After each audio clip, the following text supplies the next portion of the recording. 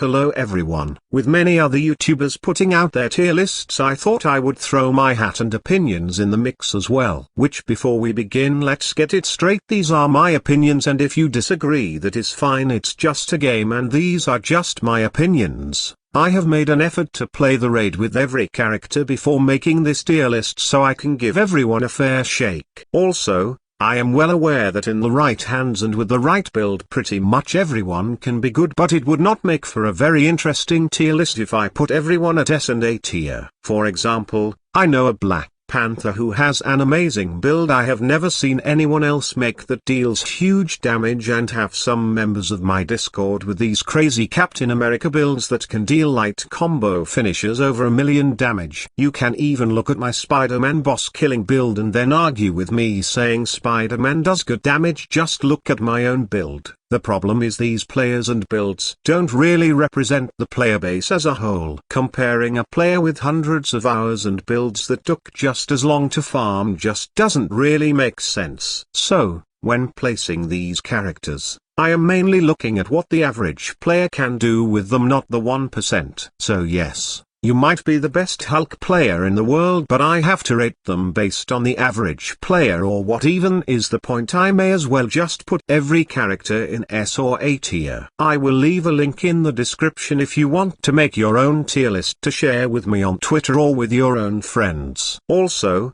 everyone's roster is different, so your Captain America might be better than your Iron Man, but that isn't the case for everyone. Anyone who watches my channel knows I have builds for all characters. In fact, here is a video of me speed running the OLT solo with all characters. So why I don't point that out to make my opinion worth more than anyone else's? I hope it at least proves I know how to build characters and have given everyone a fair shake. I also can't know everything about every character, and I can't mention everything each character can do in one video. This is just a broad overview and ranking of the characters. So, with all that said, let's jump in. To get myself a baseline, I actually scored the characters based on a sort of points system for each major part of the raid, and also gave them a traversal rating, as nearly every encounter apart from the first time you fight Claw and the Spider you have a huge advantage and can fill way more roles being a character with great traversal. I also left out the Red War Room, as I don't think you can really rate characters on defending a point, as every character in the game can do this really well, so it feels pointless to include it,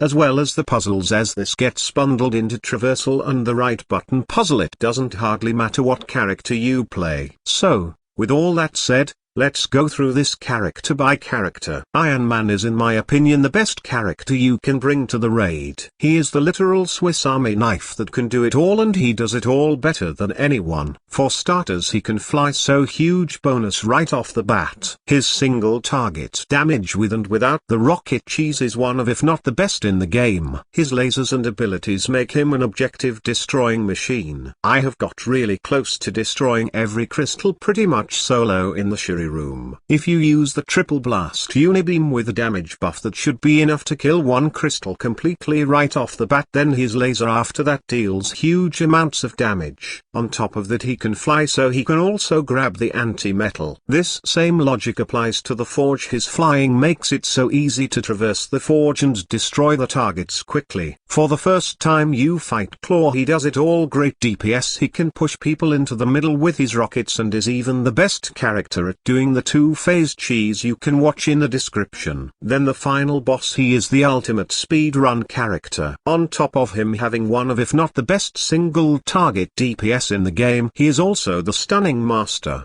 Between his lasers and his Hulk buster, no other characters even come close to the stun damage Iron Man can deal. While him and Thor are both S tier in my opinion, between the two, Iron Man is the total raid king. A lot of this same logic is applied to my Thor ranking. He basically does all the same things as Iron Man, just not as well. I would still place him S tier though, as he is simply top tier for all the encounters. Huge damage, amazing at destroying the objectives, and is the other flyer, making the raid much more trivial. He honestly doesn't need much explanation, as anyone who has played with him will know how good he is. Next, we have our number 3, which may surprise a lot of people because of how low I scored her for the OLT, which I still stand by, but it's like she was made for the raid. So many of her abilities make her a top tier choice, and while I would still take a Thor over a Kate, she is honestly one of the best choices. Let's break it down by each encounter. Her traversal, while not as good as straight up flying, it's as close as you get, and she has some crazy speed and verticality to her that is so useful in the raid.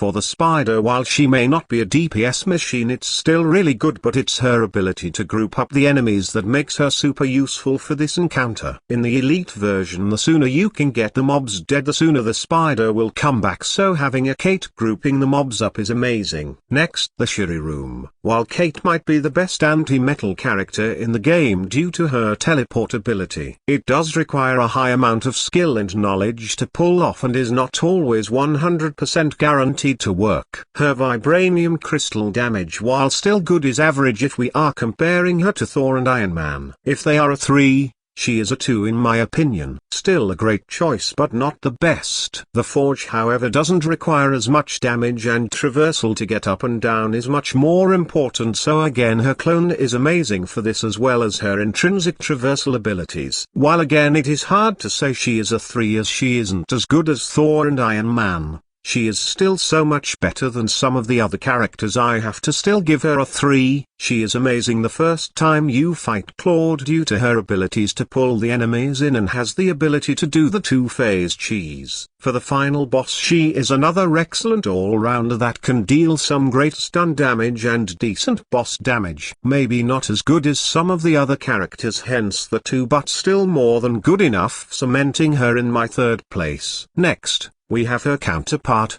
Hawkeye.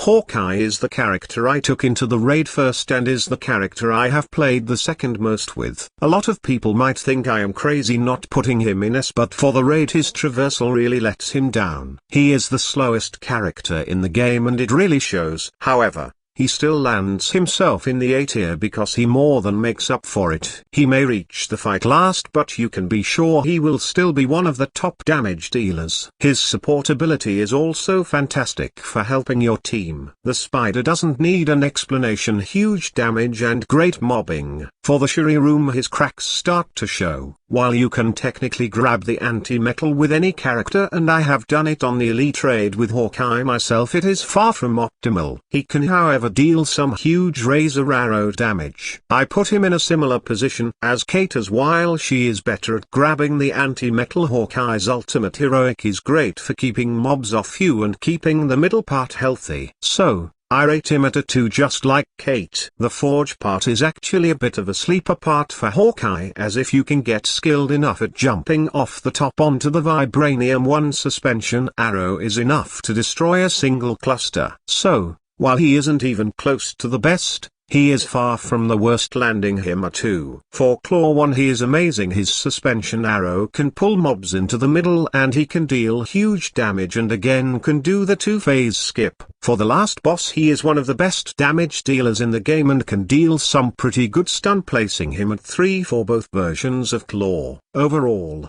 Hawkeye is still a beast for the raid if you can get over his low traversal, putting him at 4th for my list. Next, we jump down into the B tier. While B tier may sound bad to a lot of people, these characters are still, in my opinion, excellent choices for the raid. They just don't match up with the top guys. Spider-Man is first up and is my main character and who I have played the most with. Spider-Man is a tricky one for me, and I almost want to place him in A, as I do think he is better than the other 2 B tiers, but at the same time it's hard to rank him up there with Hawkeye and Kate. I think of him as an A- or a B+. Spider-Man is amazing for all parts of the raid, but he is just good and ironically not amazing. He also, in my opinion, is one of the harder characters to play and make useful. Let's start off with his traversal. He is the fastest in a straight line, but that isn't awfully useful for most of the raid. His verticality, which is important, is worse than even Kate in my opinion. So, Trying to go straight up web swinging is kind of painful and hurts him overall. And while I myself have gotten pretty good at swinging indoors like in the Shuri room, for a lot of players it can be tricky compared to a flying character, so I give him a 2 for traversal. For the spider boss he is good but isn't a top option and requires a super specific build to make his boss damage very good. Remember, I am trying to tier these characters based off the average player, not some pleb like me who has over 1000 hours. So, while I have a good boss damage build you can see in the description, it's still pretty average compared to the likes of Iron Man. He is great for the mobbing though, providing tons of orbs, grouping enemies up with his web bomb and dealing some decent mob damage through his drone and attacks. The Shuri room he is again just sort of average for me. He can be one of the fastest to grab the anti-metal in the right hands and can destroy the vibranium pretty good with melee, but it forces your team to stand closer to the vibranium. So, you end up needing to use a ranged build that can still deal some decent damage but again falls short of other characters, giving him another 2. The Forge is a hard one as he can be amazing in the right hands and total garbage in someone else's. The trick is to use his slam attack to land on the vibranium clusters to deal huge damage. His ultimate with a damage buff can also kill an entire cluster with one hit. He is still super capable of soloing the entire vibranium damage roll, but it's hard to rank him as good as other due to the skill required, and he can't do it as fast as other characters. The first part you fight Claw, however, Spider-Man in my opinion is actually the MVP. His ability to pull the red claw enemies into the center and lock them down with webs and takedowns is super valuable. Quick tip: make sure you jump when you pull them, it helps a ton. It also seems that melee characters deal much more damage against Claw in this phase, so he can hit for huge chunks. In my opinion, making him the best character for this encounter.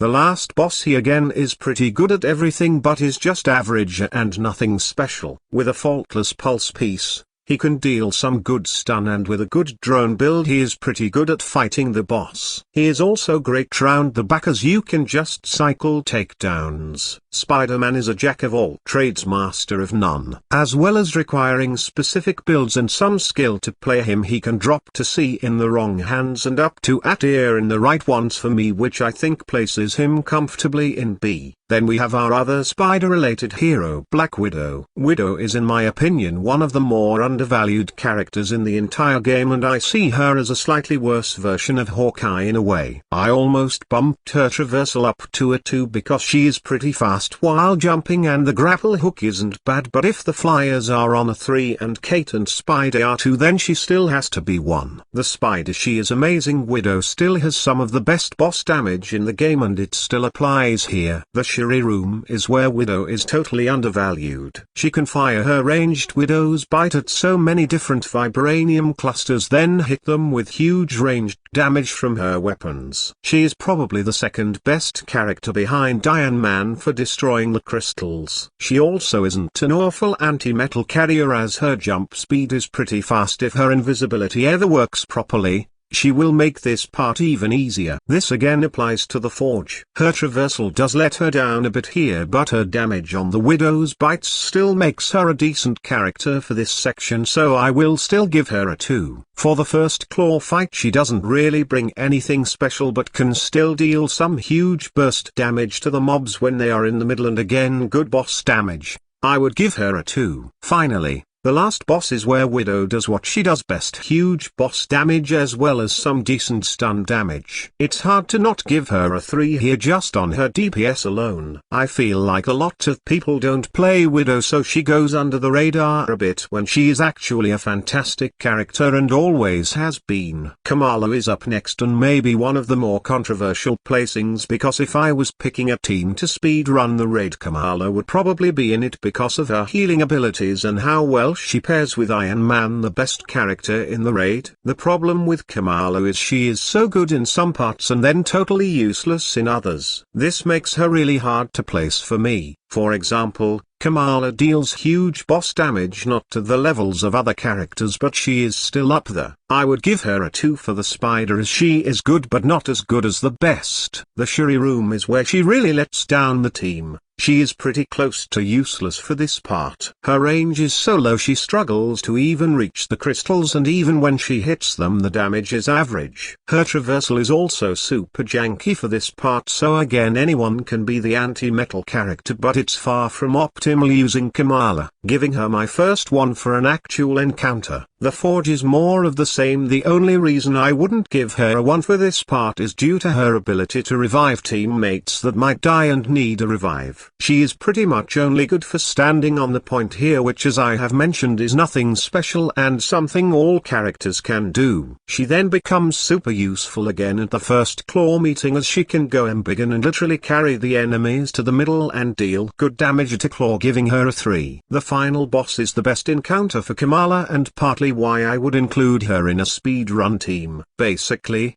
Iron Man can use Hulkbuster's EMP to stun Claw super fast, and Kamala lets Iron Man refill his Hulkbuster with her support heroic. Combine this with her good stun damage and actual good boss damage. Her and Iron Man become the dream team for taking down Claw. This is what makes her hard to place, as if we are talking about 4 Kamalas she would be awful. But if you slot her into a team of Iron Man, Thor, and either Hawkeye or Kate, and the downsides to Kamala don't really matter anymore, as the other characters are strong enough to where it doesn't matter, and her strengths become more important than her downsides. So, if you are playing Kamala in a strong team, there is an argument for S tier, but if you are looking at her on her own merit, she is more likely in B tier, so take this one with a grain of salt. Like if you are playing in a team of Hulk, Captain America and Black Panther, Kamala is awful and not going to help at all, making her B. But once you start playing with even just a single Iron Man, he can make up for her shortcomings, and her making him stronger makes her more like A, maybe even S tier. So your team basically decide what tier she is, but we are ranking the characters on their own merit, so I am going to leave her in B. Now we move down to the C tier. Now please, for all you people who like these characters, they are still super good, and Avengers is the type of game where it doesn't really matter who you play, everyone is viable. Don't be that guy who gets bothered because I don't value your favorite character as much as others. It's my opinion that these characters just are not as useful because of the way the raid has been made. Just look at Kate, she is bottom tier for OLT but top 3 for the raid. Sometimes the content decides if a character is good, and unfortunately these last guys just don't offer a whole lot in the raid. Let's get Hulk out the way, as he seems to be the one a lot of people get upset about when I rank him low. Hulk is an amazing character and one of the most fun to play in my opinion, but the things he is good at just don't translate well into the raid. While Hulk can actually be pretty fast out in the open in the raid, his traversal sucks.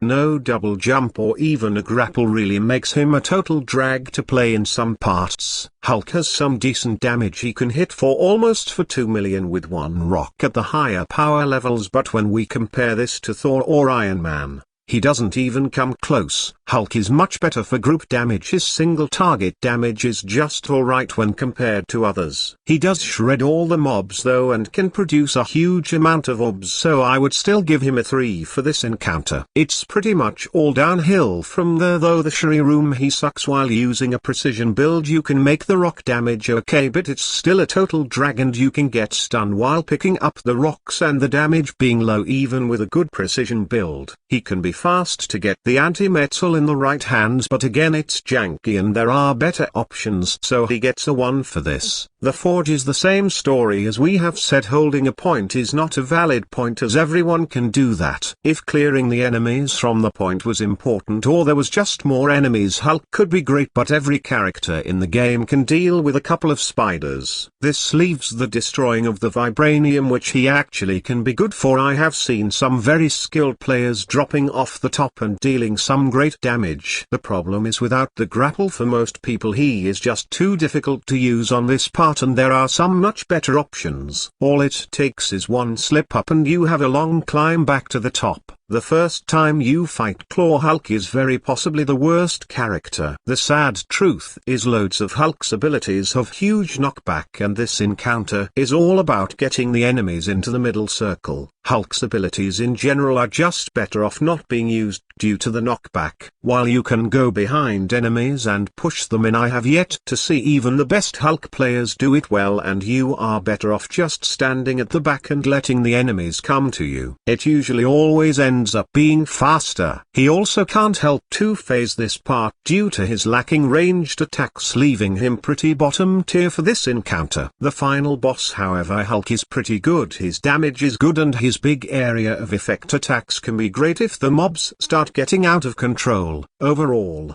he does what you need him to do in this encounter pretty well. Hulk is a strange one overall because I still rate him as one of the better characters in the game. He is a total monster for the OLT ranking, closer to S tier, but just due to the way the raid is designed and what is valued, he falls short for me. There are some fantastic creators like Lajun and Nate Ace who make some really good Hulk builds for the raid, so remember, I am not saying he is unusable and bad. There is plenty of players doing great things for him, but if we are looking at the average player, Hulk is not that great in the raid. On to Panther. Before the raid came out, I thought there actually might be some potential for Panther to shine, as he is pretty much the king of staying alive and his built-in vibranium being a huge win for him. Unfortunately for the average player, he is still lacking. I have seen some Black Panther players at 175 with the new raid gear that make Panther look amazing. Unfortunately, I can't really place these characters when they are at 175. The average Black Panther player is not going to deal a whole lot of damage and his traversal is pretty lacking. I have rated him a 2 though, because of his pounce ability can let him skip the left jumping puzzle and he can get around better than some of the other 1 rated characters using this trick. Everywhere else though, he is just average or really lacking. He is totally fine to play but never really does anything super special. He can deal some really good vibranium damage and can apply it super quickly, but for the average player without a perfect build, his damage is on the lower side of the characters. For the Spider, he is lacking in damage but makes up for that with how good he can apply status to everything, putting him at a 2. For the Shuri Room, while his ranged damage isn't bad, it's again on the lower side if we are comparing him to other characters. You can see a trend here. He is alright and totally fine in any team, but he doesn't do anything super special or amazing. The Forge, he suffers a little bit more just due to his traversal. Again, you can use him here fine, and a good player can take advantage of his pounce attacks to traverse around the Forge, but for most people here they will find him super underwhelming. He is a bit better for the first claw fight, as you can use his pounce to push enemies to the middle and keep them there, even if it is a bit annoying for your team not being able to damage the people you pounce. Then the last boss, while I have seen some Panther players doing decent damage when compared to everyone else, he is pretty low damage for me and doesn't bring much to the encounter apart from being invincible when he goes to the back room. Overall,